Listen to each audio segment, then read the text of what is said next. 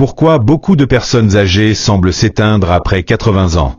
Même celles qui allaient bien peu de temps avant commencent souvent à décliner. On pense à tort que c'est juste une question de génétique ou de malchance. Mais la réalité est plus complexe. Dans cette vidéo, on va explorer 5 causes surprenantes, souvent ignorées, qui expliquent pourquoi il est si difficile de rester en bonne santé après 80 ans. Ce ne sont pas les raisons habituelles comme la mauvaise alimentation ou le manque d'exercice. Ce sont des choses plus subtiles, plus profondes, qui touchent même ceux qui faisaient tout correctement. La bonne nouvelle, c'est que quand on comprend ces raisons, on peut agir dessus. Alors si vous vous êtes déjà demandé ce qui freine vraiment la longévité et comment s'en protéger, restez bien jusqu'à la fin. Ces 5 éléments inattendus pourraient bien vous aider à mieux vieillir, avant qu'il ne soit trop tard. Commençons tout de suite. 1. L'érosion des liens sociaux du quotidien. L'un des premiers facteurs, et pourtant rarement mentionné, c'est la disparition progressive de ce qu'on appelle les mini-interactions sociales. Ce ne sont pas les grandes discussions avec la famille ou les amis proches. Non, ici on parle de tous ces petits échanges ordinaires. Dire bonjour au facteur, échanger un mot avec le caissier, sourire à un voisin. Ces moments, en apparence insignifiants, servaient à maintenir notre cerveau actif, notre humeur stable et notre sentiment d'appartenance. Mais après 80 ans, beaucoup de personnes arrêtent de faire leurs courses elles-mêmes, évitent les conversations à cause de problèmes d'audition, ou ne sortent plus parce qu'il fait froid ou que leurs jambes tremblent. Et quand ces contacts disparaissent, l'énergie de vie disparaît aussi. Le plus inquiétant, c'est que la plupart des gens ne s'en rendent même pas compte. Ils croient qu'ils simplifient leur vie, alors qu'ils coupent des liens essentiels à leur bien-être mental et émotionnel. J'ai connu des hommes de plus de 80 ans qui restaient alertes simplement parce qu'ils marchaient jusqu'au même café chaque matin, saluaient les mêmes visages, et échangeaient quelques mots. Ces gestes simples donnaient une forme à leur journée, les poussaient à sortir de chez eux, leur rappelaient qu'ils existaient. Quand ces contacts disparaissent, le cerveau en souffre. Il déclenche du stress, affaiblit les défenses immunitaires, perturbe la mémoire, l'attention et l'humeur. En clair, on vieillit plus vite quand on s'isole. Si vous avez arrêté de parler aux gens, d'aller faire des courses, de lancer la conversation avec un inconnu, il est peut-être temps de reprendre ces petites habitudes. Ces moments, même les plus banals, disent à votre corps et à votre esprit, « Tu comptes encore. Tu es encore vivant. » Et ce message est un vrai remède. 2. Trop de prudence qui bloque les mouvements. Une autre raison discrète pour laquelle beaucoup de gens ne passent pas le cap des 80 ans en bonne forme, c'est qu'ils deviennent trop prudents. Être prudent, c'est bien. Mais à force d'avoir peur de tomber ou de se faire mal, certains finissent par ne plus bouger du tout. Et ça, c'est dangereux. Tout commence souvent par un petit incident, une chute, un faux pas ou un moment d'instabilité. On se dit alors, je vais éviter les risques. On ne sort plus marcher, on évite de se baisser, on ne monte plus dans la voiture à l'arrière. On reste assis plus longtemps. Autour de nous, les proches applaudissent, tu fais bien de faire attention. Mais sans s'en rendre compte, on glisse doucement vers une vie immobile. Une vie trop calme. Ce que personne ne dit, c'est que moins on bouge, plus on perd en force. Pas seulement dans les bras ou les jambes, mais dans tout ce qui permet au corps de tenir en équilibre. Le corps, ce n'est pas une machine qu'on met en pause. C'est comme un jardin, si on ne l'entretient pas, il s'abîme. Le premier signe, c'est souvent au niveau du ventre, les muscles profonds du tronc s'affaiblissent vite. Et ces muscles sont essentiels pour se lever, marcher, porter quelque chose, même simplement pour sortir d'un fauteuil. Je me souviens de Walter, un homme de 82 ans. Il adorait marcher le soir. Mais un jour, il a glissé sous la pluie. Pas de fracture, juste une grosse frayeur. À partir de là, il a arrêté ses promenades. Il a préféré rester devant la télévision. En 6 mois, il avait perdu 5 kilos de muscles. Ses jambes n'avaient plus de force. Son médecin l'a alerté, mais c'était déjà trop tard. Walter n'a pas arrêté de bouger parce qu'il était faible. Il est devenu faible parce qu'il a arrêté de bouger. Alors non, il ne s'agit pas de prendre des risques idiots.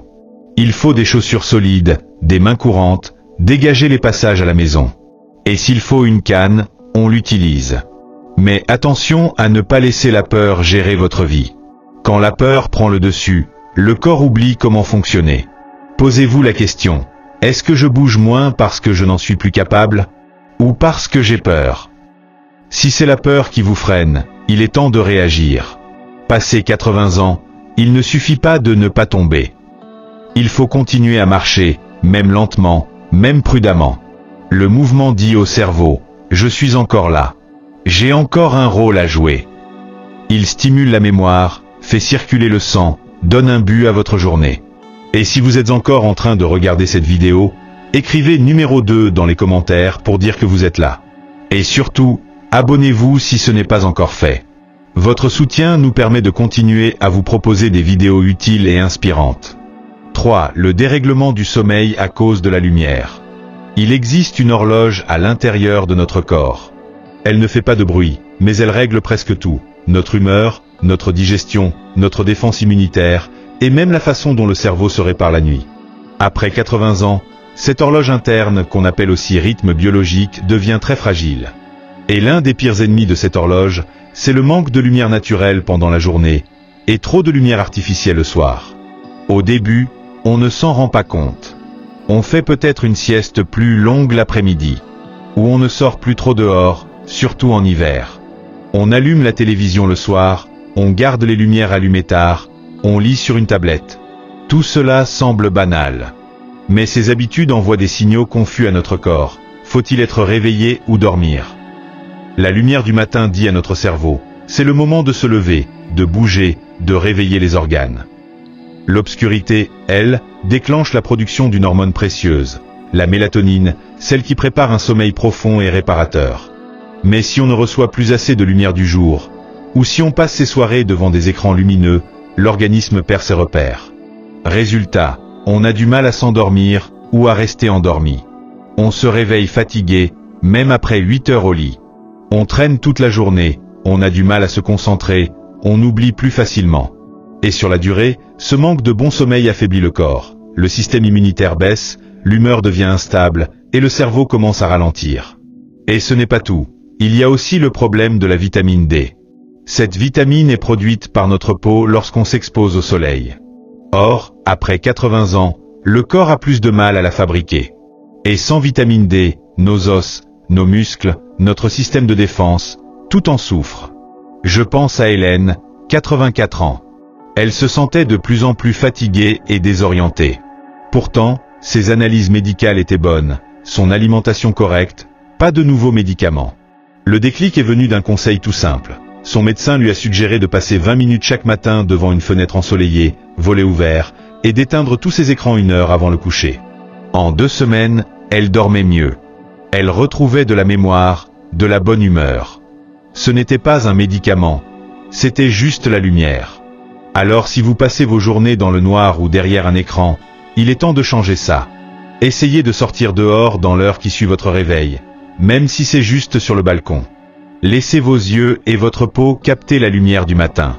Et le soir, tamisez les lumières, évitez les écrans. Aidez votre corps à comprendre, il est l'heure de ralentir. Ces petits gestes ne sont pas du confort, ce sont des clés de survie. Le corps ne vieillit pas seulement à cause de l'usure, mais aussi parce que ses repères se dérèglent. En rétablissant le lien avec la lumière, avec le rythme naturel de la journée, vous redonnez au corps la sensation qu'il est encore dans la course. Même à 85 ans. Même à 90. 4. La peine silencieuse qu'on garde pour soi. Quand on arrive dans les 80 ans, on a souvent vécu plus de deuil qu'on ne peut en parler. Un conjoint disparu, un frère ou une sœur parti trop tôt, un ami de toujours qu'on ne voit plus, et parfois même un enfant. Autour, les gens montrent un peu de compassion. Mais très vite, tout le monde retourne à sa vie. Et vous restez avec cette douleur. Pas forcément en larmes, pas en grande tristesse visible, mais en repliant ce chagrin à l'intérieur. En mettant un masque de courage. Parce que vous pensez que c'est comme ça qu'il faut faire, ou simplement parce qu'il n'y a plus vraiment de personne pour écouter. Mais voilà la vérité, le corps n'oublie jamais ce qui n'a pas été dit. Un chagrin qu'on ne partage pas, une colère qu'on étouffe, un manque qu'on garde pour soi, tout ça ne disparaît pas. Ça s'accumule. Et au fil du temps, ça pèse lourd. Très lourd. Cela dérègle vos hormones, bloque votre digestion, abîme votre sommeil, affaiblit votre défense immunitaire. Et surtout, ça met votre système nerveux dans une tension constante, invisible mais épuisante. Le plus difficile, c'est que ça ne se voit pas de l'extérieur. Vous avez l'air tranquille. Vous dites que tout va bien. Mais vous respirez moins profondément. Vos épaules tombent un peu plus. Et cette flamme intérieure, ce petit feu qui vous faisait avancer, il semble s'être calmé. Je me souviens de Georges, 86 ans. Il avait perdu sa femme après 60 ans de vie commune. Il ne pleurait pas. Il disait que c'était la vie, qu'il allait bien. Mais quelques mois plus tard, il avait maigri, ne sortait plus, ne dormait presque plus.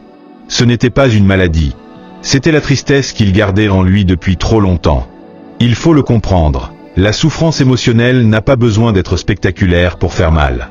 Et quand elle se transforme en problème de santé, on ne fait souvent pas le lien. Les gens qui vivent longtemps ne sont pas toujours ceux qui ont le plus de muscles, mais ceux qui savent libérer leurs émotions. Ceux qui peuvent dire « elle me manque » ou « je suis encore en colère » ou « je me sens seul », sans avoir honte de l'avouer. Ce genre de paroles, c'est l'air dont le cœur a besoin pour respirer. Et quand le cœur respire, le corps peut guérir. C'est pour ça que ceux qui vont bien après 80 ans ont souvent un espace pour déposer leur douleur. Ça peut être un ami de confiance, un carnet où l'on écrit tout, une prière chaque soir, un groupe de soutien, ou même un professionnel à qui parler. Peu importe la forme. Ce qui compte, c'est de laisser sortir ce qui pèse, au lieu de l'enfouir.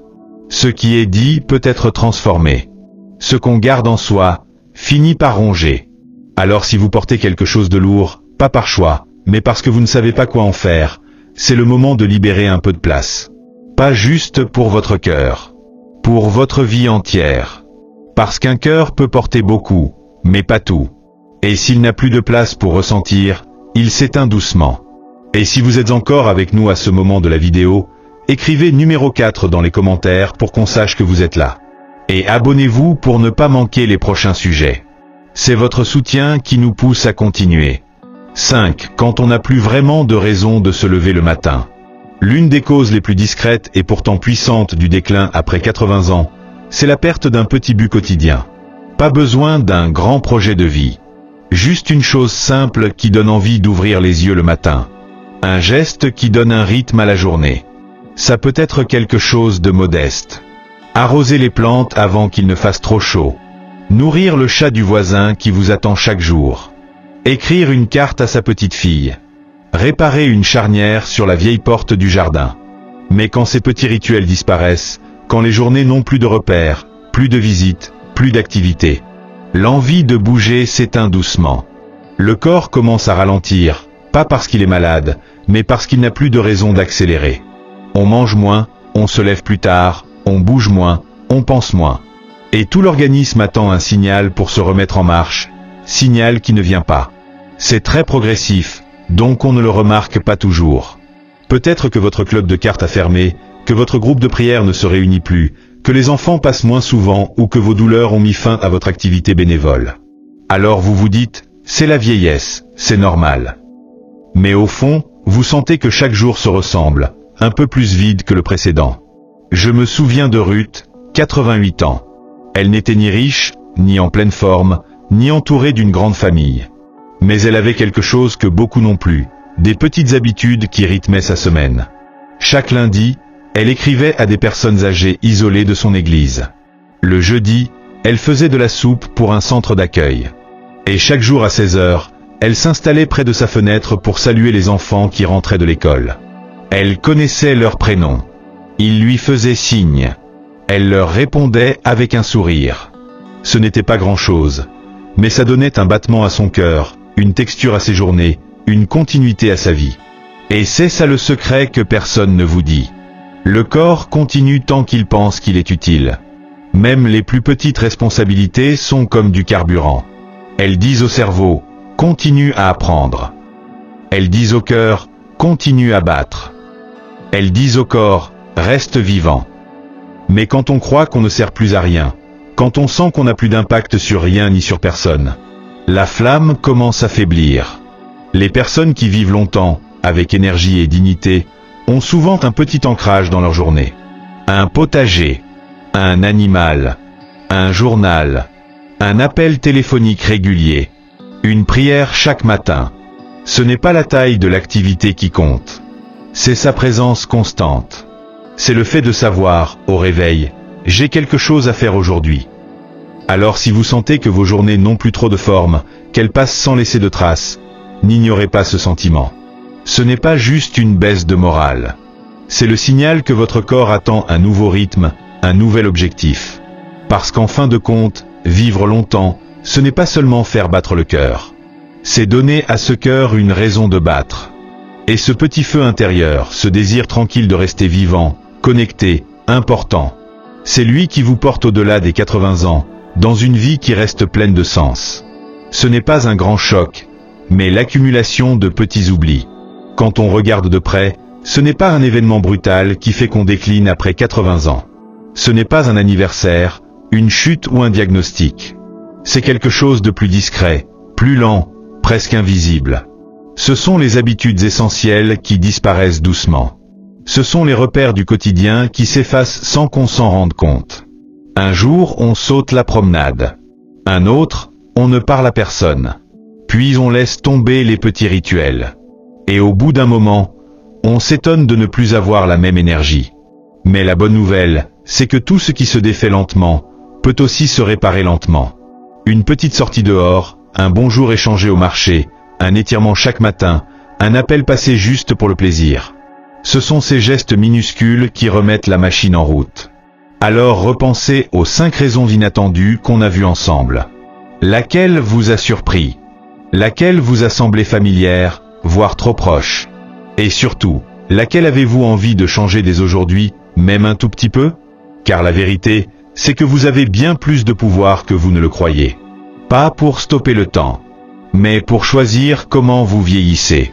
Si vous acceptez de rester attentif aux petits signaux, si vous vous accrochez à vos routines, si vous ouvrez un espace pour ressentir ce que vous portez, alors vous avez toutes les chances non seulement d'atteindre 80 ans, mais de continuer à vivre pleinement, avec force et clarté, selon vos propres règles.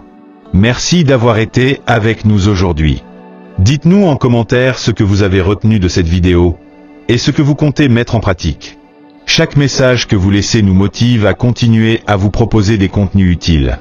Si cette vidéo vous a apporté quelque chose, pensez à liker, vous abonner et partager. Votre soutien est ce qui rend tout cela possible. À très bientôt pour une prochaine vidéo.